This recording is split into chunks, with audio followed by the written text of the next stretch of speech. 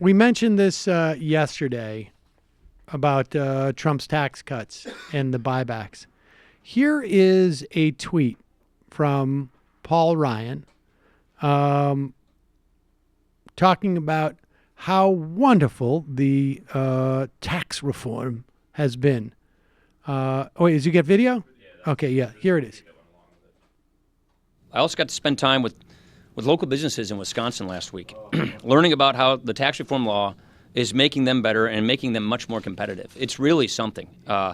These small businesses told me that tax reform is enabling them to increase capital investments in their people. Now, pause it for 1 second. I just want to say, I own a small business, and my small business cannot talk because it's not a human being.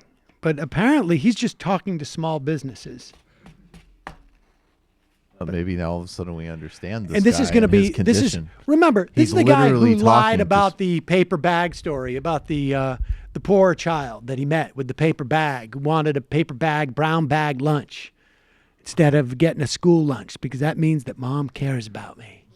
You don't have no ice cream because your enabling father them is to down. increase capital investments in their people and their equipment and their training. I've talked to many business leaders, small businesses, who are now, confident that they can go take a risk and expand employees, expand operations. Pause it. I can tell you right now, ladies and gentlemen, that if there is no demand for your product, then you do not go and spend money on it. I'm not going, I mean, that's just, continue. Giving bonuses, giving raises, adding to the benefits. This is what we are seeing all over the country. Wages for hardworking Americans are increasing and paychecks are getting bigger. And this is all thanks to tax reform. And people are actually noticing it. A new survey last week revealed that confidence among small business owners has hit a record high driven by tax reform.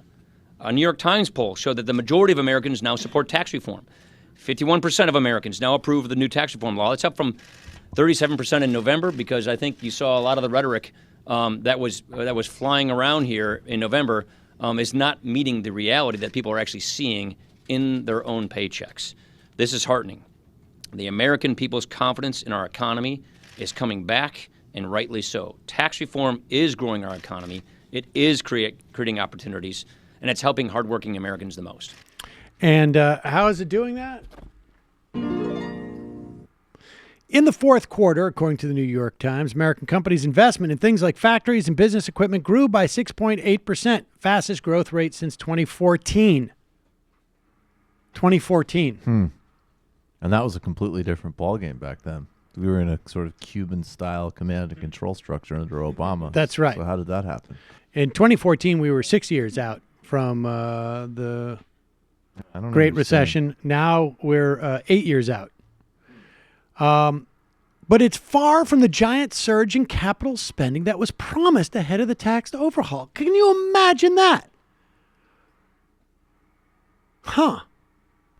But I wonder where all that money went. Almost 100 American corporations have trumpeted such plans in the past.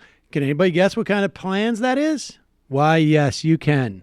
They've announced more than $178 billion in planned stock buybacks. It is the largest amount unveiled in a single quarter. Not since 2014, not since 2010, not since 2005, or not since 1999.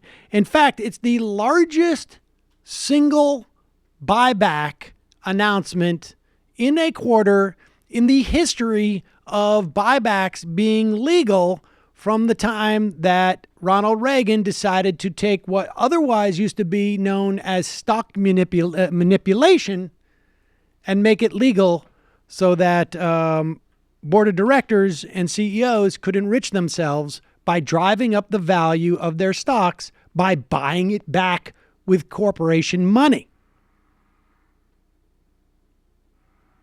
And this is a problem we've talked about on this program quite a bit. Go back. Maybe we need to bring him back on again soon. William Lazonick, Much of our wealth inequality is a function of a couple of things, according to Bill Lazonick. One being taxing investment money at a lower rate than money you actually work for. And two being allowing board of directors and CEOs to pay themselves in massive stock options because it's favored treatment under our tax structure.